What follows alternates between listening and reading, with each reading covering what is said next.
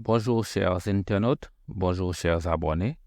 Nous vous souhaitons encore une fois bienvenue à cette chaîne qui est consacrée à l'apprentissage de l'anglais par la méthode audiophonétique.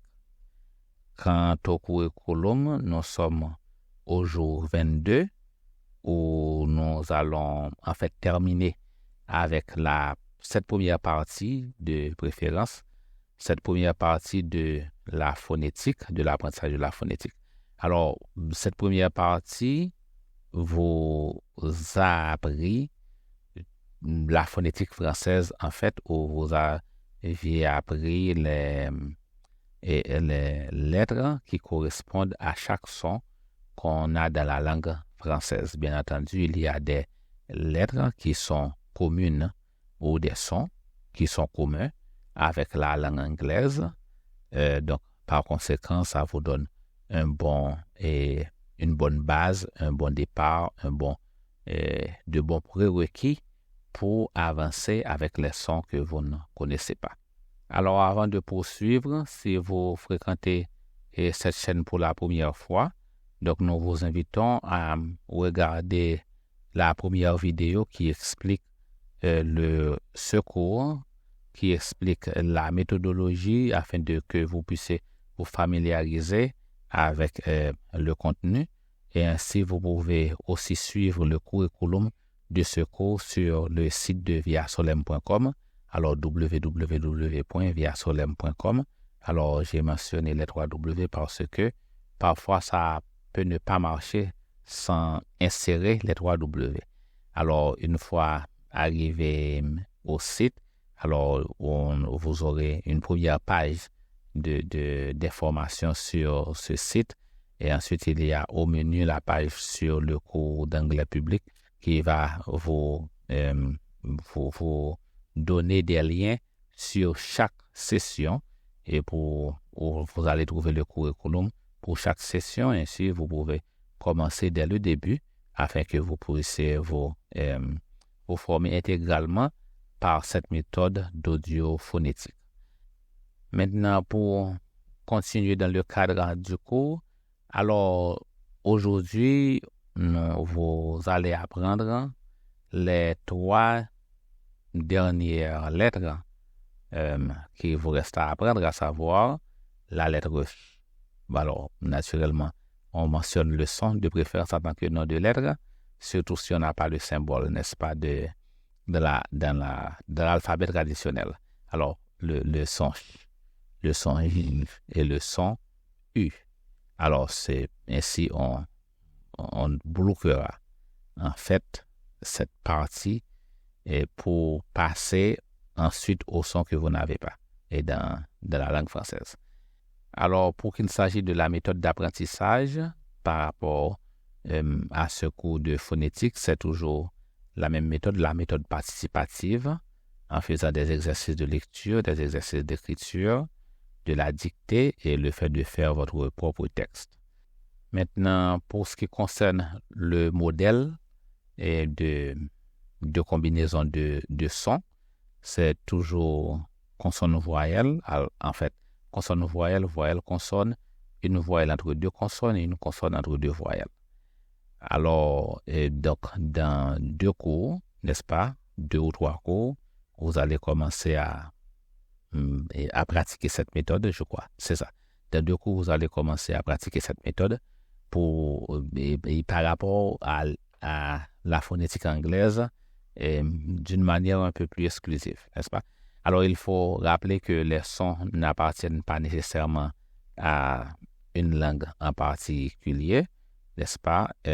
Alors, ça peut arriver qu'une son est partagée par beaucoup d'autres langues. Alors, il y a des sons en anglais qui pourraient être uniques en anglais, tels que le son E. Est-ce qu'il y a d'autres sons qui pourraient être uniques tels que le son E? Ce pourrait-il? Alors, je ne peux pas vraiment dire si ces sons-là sont exclusivement faits de la langue anglaise ou non, mais se pourrait-il que ce soit le cas. Mais normalement, les sons qu'on apprend, ce sont des sons qui sont en fait interlinguistiques. Donc, c'est pourquoi en apprenant la phonétique, même quand vous apprenez la phonétique par rapport à une langue donnée, en fait, vous ne faites qu'apprendre une partie de la phonétique internationale pour ce qui est de l'alphabet phonétique international. Alors, commençons avec la lettre. Alors, la lettre est égale au ACH dans l'alphabet traditionnel, donc c'est le son qui est représenté par CH, bien que et quelquefois, surtout quand il s'agit de noms propres, je crois que et même la combinaison SH pourrait représenter ce son, n'est-ce pas, dans certains noms propres, mais en général, en français, c'est le CH et qui représente le son. Alors maintenant, nous allons lire le texte pour ces 3 lettres. Alors, bien entendu, je n'avais pas fait de rappel sur la façon d'ouvrir ce document. Alors, c'est toujours sur la page phonétique, puisque à ce moment-là, vous êtes déjà habitué, n'est-ce pas? Vous êtes déjà habitué à ce parcours. Donc, c'est à la page phonétique. Et puis, étant donné que nous avions déjà utilisé les documents 1 à 6, n'est-ce pas? Maintenant, nous sommes au document 7, n'est-ce pas? Titré, alors au lien 7, titré 7 lettres et U, n'est-ce pas? Parce que la troisième est le son U. Alors, là-haut, les liens sont numérotés parce qu'il y a des liens que nous mettons en ordre par lettre et à partir de la lettre A dans l'alphabet traditionnel. Il y a des liens que nous mettons en ordre à partir de chiffres. Alors, pour la lecture aujourd'hui, pour les exercices d'aujourd'hui, il faut aller au chiffre 7, n'est-ce pas, ou au lien commençant par le chiffre 7 à la page phonétique pour trouver ce document. Bien. De même que vous pouvez suivre aussi à l'écran, alors je vais lire à partir du document de préférence. Alors, les 2 premières lignes du document sont lues ainsi. Exercice de lecture phonétique, texte 7. Alors, poursuivons avec à partir de la ligne 1. Alors, vous voyez que le signe qui représente le son, c'est comme un S qu'on détirait, qu'on allongerait dans le sens horizontal, et puis avec les pointes un peu courbées, disons, la pointe d'en haut courbée et la pointe d'en bas courbée un peu vers l'arrière, alors que la pointe d'en haut est courbée un peu vers l'avant. Donc, c'est ainsi que je peux expliquer et ce signe. Alors, bon, bien entendu, c'est affiché à l'écran. Alors, on poursuit. On va faire la lecture à partir de la ligne 1. Achat, H, chasse, achat. Achat, chasse, achat. Enchant, chance, enchant. Alors, l'un des bienfaits à faire la lecture de ces textes, à reprendre à chaque fois la lecture de ces textes, même par rapport aux autres textes que nous avions déjà utilisés, c'est le fait d'avoir de l'automatisme. Vous allez voir que peut-être que la première fois, ça paraissait un peu même ridicule de le faire puisque vous savez déjà lire le français, surtout pour les lettres qui correspondent au même son. Mais à partir du deuxième cours de cette partie, vous allez voir là, vous avez affaire avec des lettres dont les sons ne correspondent pas dans l'alphabet traditionnel. Alors, donc, ça prend une certaine habitude pour s'en adapter. Ensuite, pour passer à des lettres, à des symboles qu'on n'a même pas dans l'alphabet français. Alors, là encore, ça prend un autre degré d'apprentissage, un autre degré d'adaptation. Mais vous allez voir qu'en utilisant ces textes-là encore et encore, même pour faire des révisions, et même en cas de révision, ça va vous aider à développer un automatisme, et cet automatisme-là qui va vous aider aussi dans l'apprentissage des sons anglais et ainsi, ça va vous guider avec une bonne prononciation, n'est-ce pas, pour l'anglais, puisque vous allez lire des textes qui correspondent exactement à la façon dont la langue est prononcée, au lieu d'avoir le sens des mots, au lieu d'avoir une orthographe qui se base sur le sens des mots et comme en français. Voilà. Alors là, avec ces trois premières lignes, alors il faut noter qu'il y a une différence entre A et A. A, c'est pour la première ligne, A, c'est pour la deuxième ligne, et puis ça vous apprend ce son pour l'anglais aussi. Maintenant, il faut dire que ce même symbole de ch, bien entendu, on a le son ch en anglais, bien que dans la plupart des cas, c'est le SH, dans beaucoup de cas, dans l'alphabet traditionnel, mais ici, et c'est le même symbole qui va vous guider dans le texte anglais. Maintenant, poursuivons avec les lignes 4 à 6. O, so, o, os, sos, oso. On, son, on, ons, sons, onson. Et, c'est, et, es, ses, et c'est. Alors là, peut-être que vous pouvez discerner des syllabes, n'est-ce pas, de mots. Alors, on a le mot chez, n'est-ce pas, tel que chez soi, chez vous, n'est-ce pas? Et peut-être qu'il y a le mot champ dans la troisième ligne, champ, n'est-ce pas? Donc, vous voyez la simplicité, n'est-ce pas, de l'alphabet phonétique, de l'orthographe phonétique, n'est-ce pas? Alors, poursuivons avec les lignes 7 à 9. E, che, e, ch, ch, che. E, se, es, ses, ese. E, se, es, ses, ese. Alors, donc, il ne faut pas oublier que ce E-là, c'est le E qui parfois est silencieux. Alors, on a le mot ici tel que chais, qui fait partie de chair, n'est-ce pas? Et peut-être qu'il y a... Alors, il y a le mot chien, mais on comprend qu'en ajoutant le i devant le un, ça ferait chien, n'est-ce pas? Donc, et peut-être qu'il y a d'autres mots que vous pouvez discerner ici. Alors, poursuivons avec les lignes 10 à 12.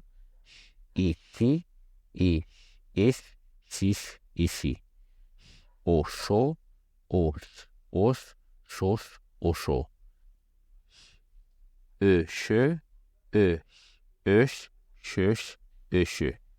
Alors, il y a le mot chaud, n'est-ce pas? Peut-être qu'il y a des syllabes ici que vous pouvez discerner ou des syllabes qui peuvent même faire partie de nos propres. Alors, poursuivons. Alors, il faut dire que pour la ligne, alors, par rapport à la ligne 10, il y a le mot chi, il y a le mot, il y a, alors, par le mot, le syllabe, n'est-ce pas, la combinaison chi, il y a la combinaison ish aussi.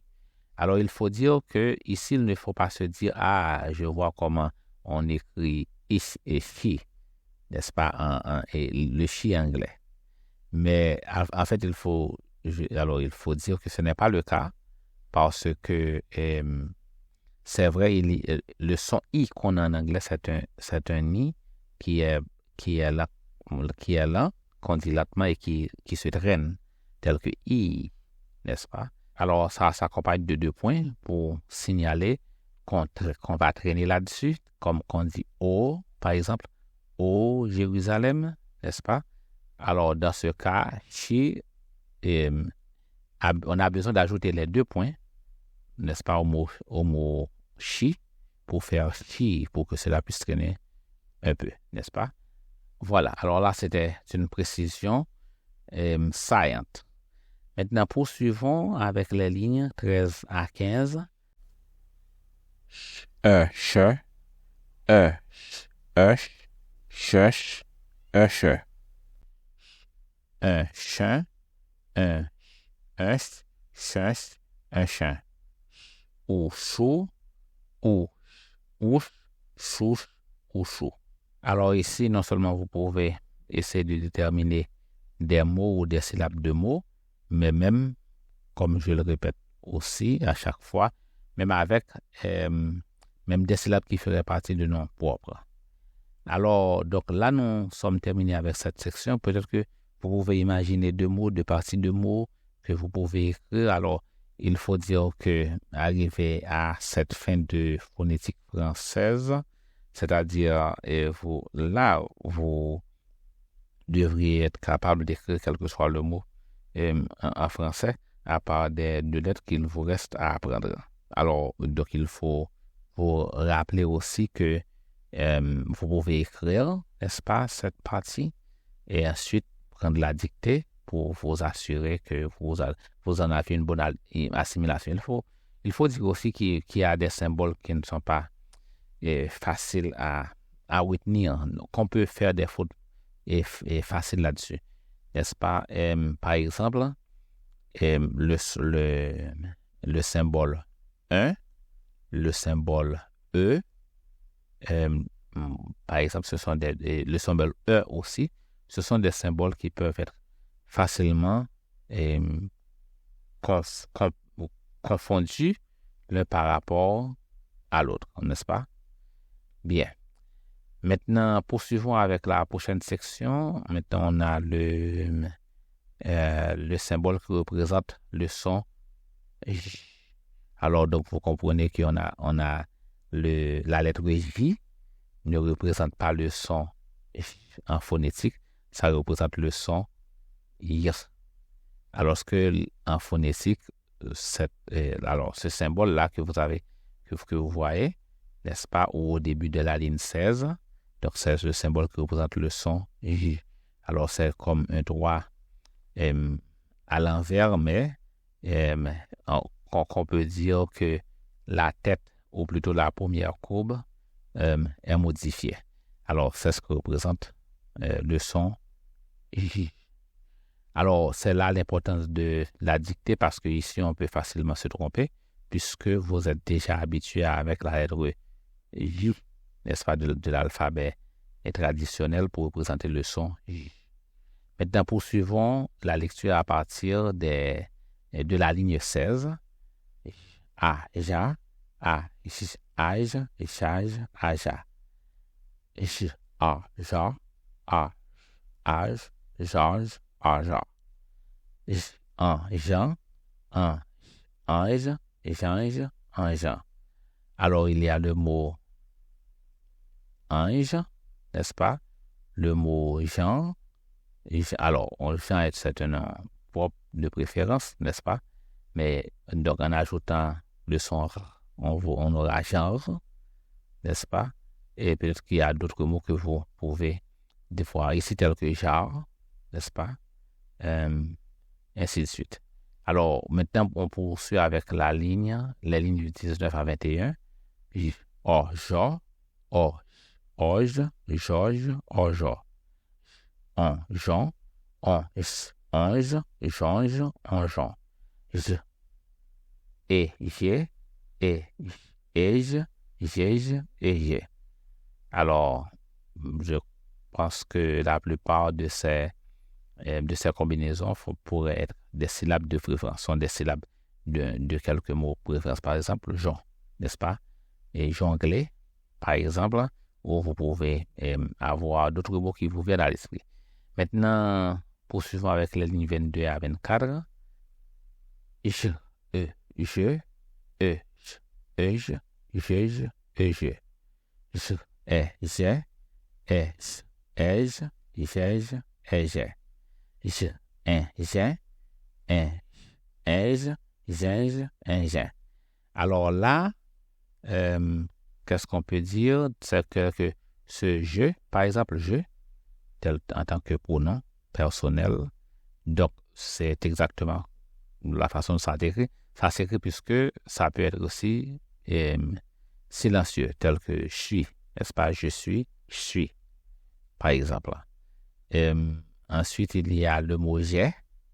Il y a... Alors, pour j'ai, on comprend que si on ajoute le son ir, ui, tel que le son qu'on trouve dans suis, ui.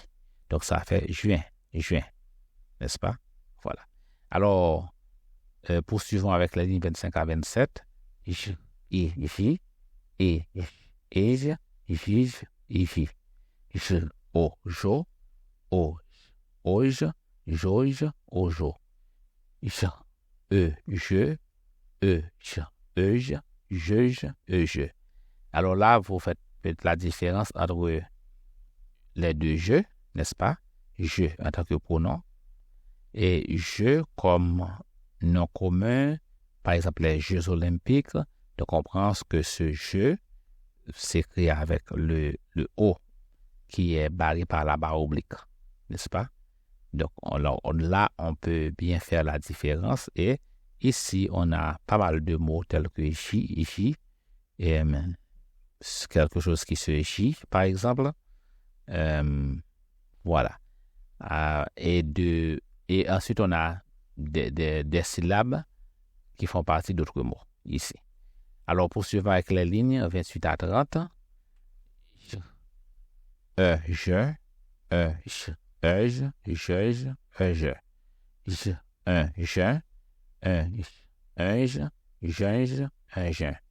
je, o, jo, ouj, jouj, ojo. Alors, je pense là au mot rouge, donc il suffit d'ajouter le R, n'est-ce pas? Quel mot ici? Juin, donc il suffit d'ajouter U, ça ferait juin. Quel autre mot? Peut-être que vous pouvez penser à d'autres combinaisons. Alors ici, donc, nous vous rappelons de prendre la dictée, n'est-ce pas? Alors, avant la dictée, d'écrire cette partie, n'est-ce pas? Ça fait partie de l'assimilation de ce texte, de ces symboles. Ensuite, de prendre la dictée pour voir est-ce que vous avez vraiment bien assimilé ces lettres, le son que représentent ces lettres. Voilà. Et faire la combinaison de votre propre mot, n'est-ce pas? Alors, la dernière lettre, n'est-ce pas? Alors, qui est l'Y dans l'alphabet phonétique, ça représente le son U. Alors, dans le son Y dans l'alphabet traditionnel, je vais dire, ça représente le son U en phonétique internationale. Alors, donc, n'est-ce pas, c'est assez simple, mais ça prend un temps pour s'en adapter, n'est-ce pas? Ça va prendre un peu de temps pour s'en adapter. Alors, donc, poursuivons avec la ligne 31. B, U, bu, U, b, umb, bub, ubu. D, U, ju, U, d, und, dund, udu. F, U, fu, U, uf, fuf, ufu. Alors, on a le mot bu, le mot ju, le mot fu. Et sans compter les syllabes, n'est-ce pas? Ensuite, voilà. Poursuivons avec la ligne 34. Y, U, U, U, Y, U, U, U. G, U, Gu, U, G, Ung, Gug, Ugu. Ui, U, U, U, U, Ui, Ui. Alors, pour la 36e, c'est un peu difficile, n'est-ce pas? La combinaison de UI, parce que le UI, il y a déjà la moitié U là-dedans. Donc, on comprend que ce n'est pas un symbole qu'on pense qu'on va trouver dans la langue anglaise de toute façon, mais ça fait partie quand même de l'exercice des muscles d'élocution, n'est-ce pas? Mais on peut voir le mot, est-ce que j'avais vu un mot ici? OK. Maintenant, poursuivons avec les lignes 37 à 39. K, U, Q, U, Uk, Kuk, Uku. R, U, Lu, U, R, Ul, Lul, Ulu. U, Mu, U, Mum, Umu. Alors, est-ce qu'il y a des mots, par exemple, lu, n'est-ce pas? Mu, et peut-être d'autres mots qui vous viennent à l'esprit. Maintenant, poursuivons avec la ligne 40. N, U, nu, U, N, une, nune, unu. Nia, U, nu, U, nia, une, nugne, une. P, U, pu, U, up, pup, upu. Alors, on a ici des mots comme nu, pu, et d'autres mots qui peuvent être des symboles, des syllabes plutôt d'autres mots. Alors, poursuivons avec la ligne 43. S, U, su, U, us, sus, usu. Ra, U, ru, U, ra, ur, rur, uru. T, U, tu, U, ut, tut, utu. Alors, on a le mot tu, le mot su, le mot ru, alors sans compter des syllabes de mots tels que usurper, ur, n'est-ce pas? Peut-être que vous pouvez en trouver d'autres.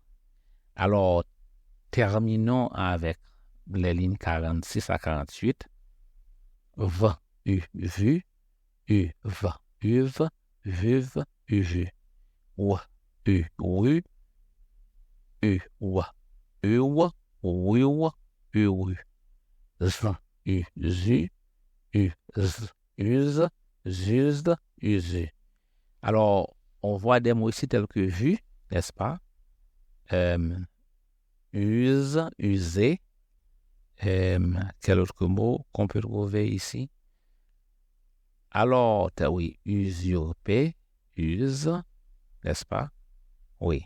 Alors là, on termine avec la phonétique française. Alors, il faut rappeler aussi à écrire cette partie, à apprendre la dictée de la part de votre compagnon d'études, ensuite à faire votre mot. À partir de là, maintenant, vous pouvez écrire n'importe quel texte en phonétique, n'est-ce pas, pour ce qu'il s'agit de votre langue.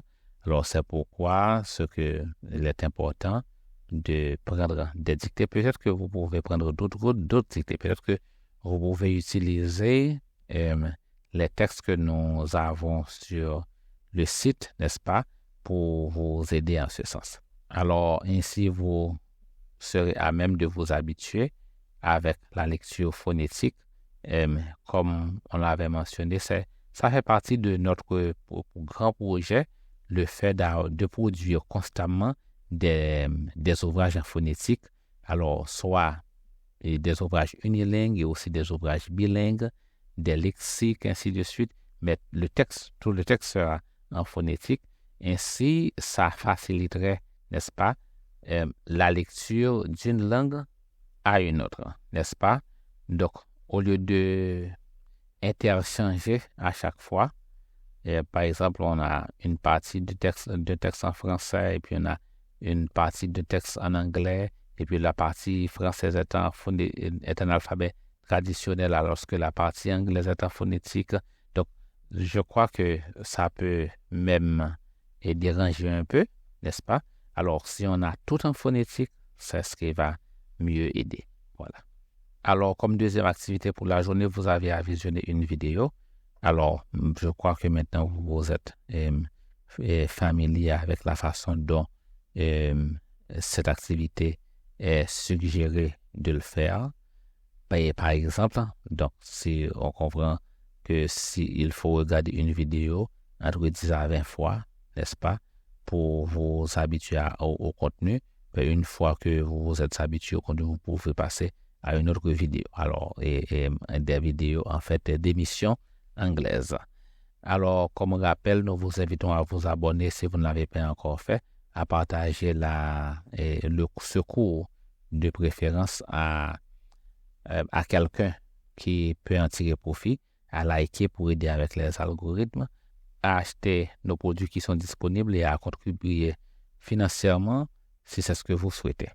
Nous vous souhaitons bon apprentissage. C'était Pierre Ludorval avec vous. À un prochain cours.